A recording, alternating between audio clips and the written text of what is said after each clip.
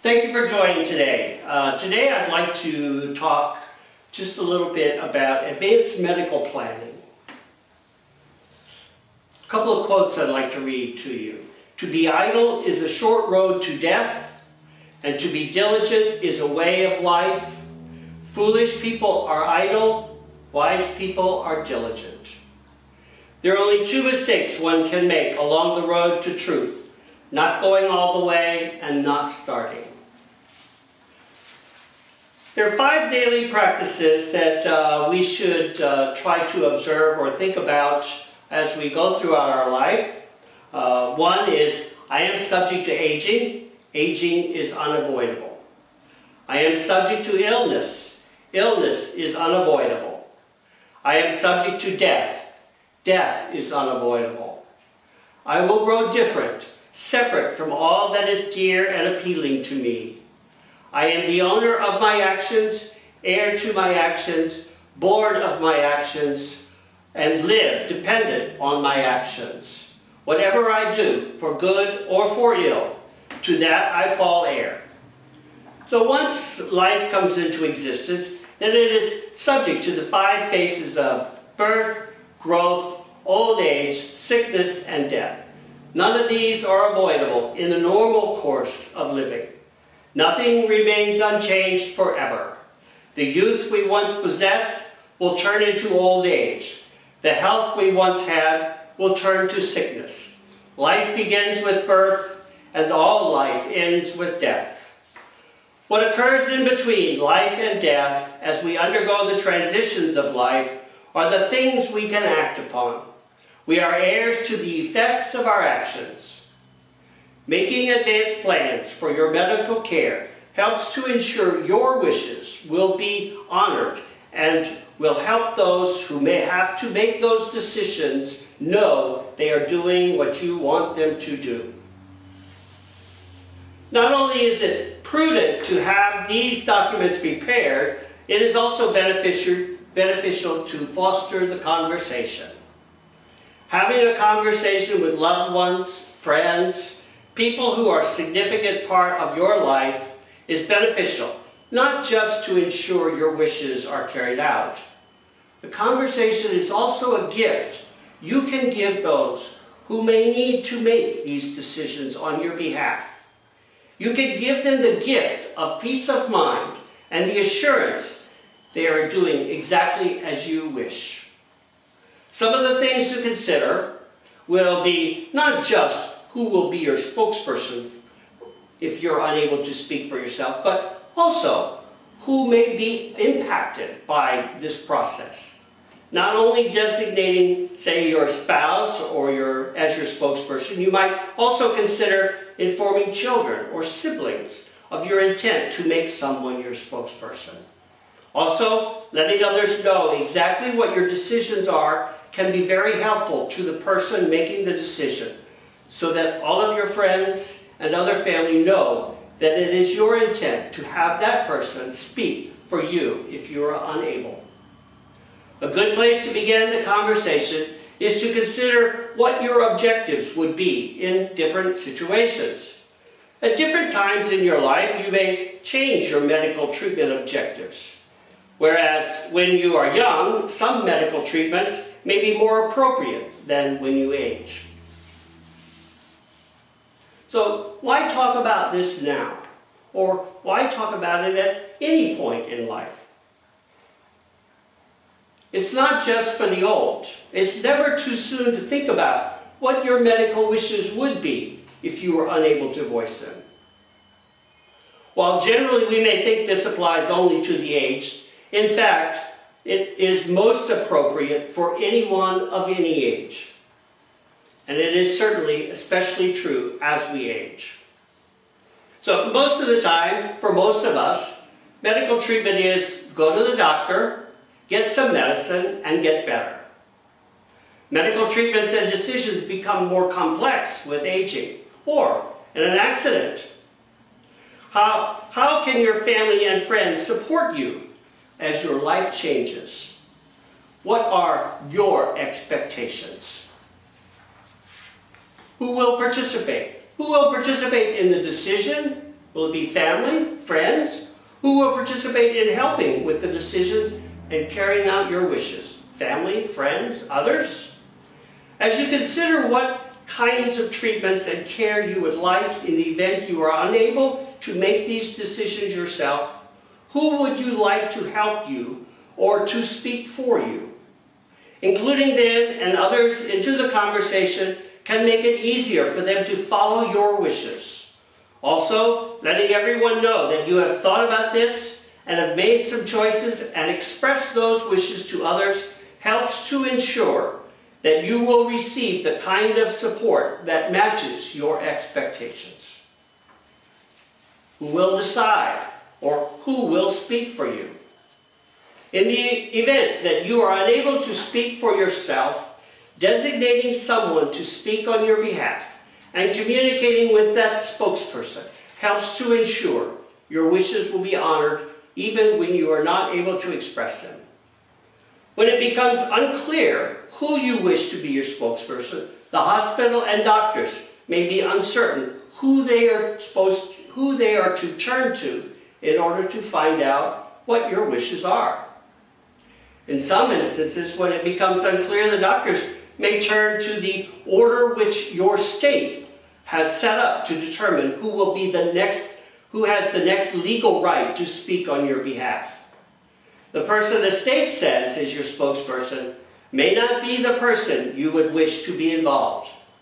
Designating this in advance helps to reduce the chances something like this will happen.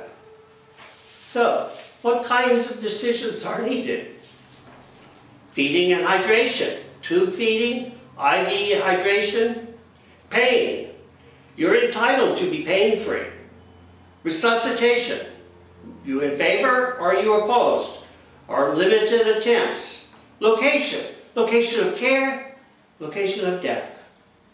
What are your feelings about long-term artificial feeding and hydration? This may be good or it may be harmful. If you have multiple organ failures, processing fluids may become more harmful than beneficial. For some, though, these options are perfect and provide benefits. Forced artificial feeding and hydration can sometimes lead to complications and possibly cause more harm than good. Knowing what your desired outcome and expectations are will help in the event the decision needs to be made about these procedures. Pain, no matter what, you are entitled to be as pain-free as possible. The consideration here is that some pain medications also limit your ability to be fully present with your environment. Again, knowing what your wishes are will assist the decision maker because you have made it clear what you would have wished to be done if you were able to speak for yourself. Resuscitation is a complicated matter, medically speaking. However, letting your friends, family, or care providers know what your wishes are will help them to decide how to proceed if your treatment requires resuscitation. Resuscitation can sometimes make matters worse. Knowing what your feelings are and your wishes will help ensure a comfortable life and death. Death as a phase of life. Nothing remains unchanged forever. Death is a natural event in life. Being prepared for dying allows us to actively participate in this natural process. We may not be able to control the cause or manner or time of our death, but we can control our relationship with death. Part of what I believe firmly is that the more we face this, the more we think about this and the more we consider it, the more peaceful we can become with this natural process of dying. Think about this. All of these decisions are gifts. Gifts to ourselves, gifts to others, and express our gratitude and appreciation for life. I am subject to aging. Aging is unavoidable. I am subject to illness. Illness is unavoidable. I am subject to death. Death is unavoidable. I will grow different, separate from all that is dear and appealing to me. I am the owner of my actions, heir to my actions, born of my actions, related through my actions, and live dependent upon my actions. Whatever I do, for good or for ill, to that I fall heir. All the phases of life are natural and unavoidable. In all things, we are the benefactor of the causes we have made, of the things we do. When we are not prepared, we are more likely to suffer or act in unskillful ways. Facing death and keeping the name of the Buddha on our lips is the ultimate way to transition from this life to the next. Part of being able to die this way is making the causes in these moments when we are able to make and do so with not only love of our own life, but love of the lives of those who may remain after we are gone. By making advanced plans for our medical care at all phases of life, it is a gift we give ourselves, because it is a skillful thing we can do for facing the uncertainty of life.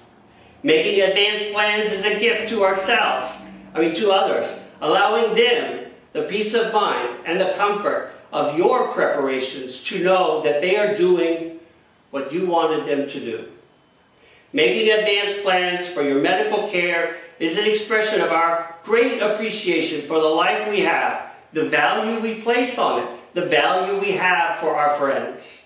Because we value life so much, we also know that it will not remain unchanged.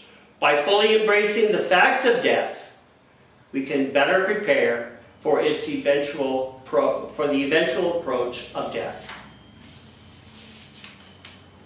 Documenting your decisions. It's important to make your decisions legally binding and available.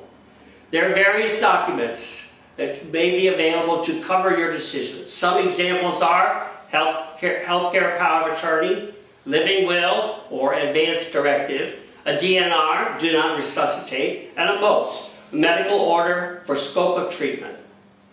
It's important to document your decisions. Just knowing what you want or only having discussed this with others is not enough. Completing various legal forms and having them readily available, even possibly on file with your personal doctor or with a hospital, can greatly improve the possibility that your wishes and those you want to participate in the process will be honored. There are a variety of common documents, yet even these documents go by different names. Some of these documents, in some cases, require a physician to complete at the time the decision is to be made. Frequently, these would be the DNR and the MOS form. Yet, even still, those may not be honored or significant in some medical facilities. Because of this, because there are so many different standards, it becomes important to do some investigating to see which forms are available for you to complete. I should note that you may need either a lawyer or, at a minimum, a notary to finalize the documents. At the minimum, a good place to start is more than likely the healthcare power of attorney and advance directive or living will. They also may be known by other names. Again, let me review the 5 daily practices. I am subject to aging. Aging is unavoidable. I am subject to illness. Illness is unavoidable. I am subject to death. Death is unavoidable.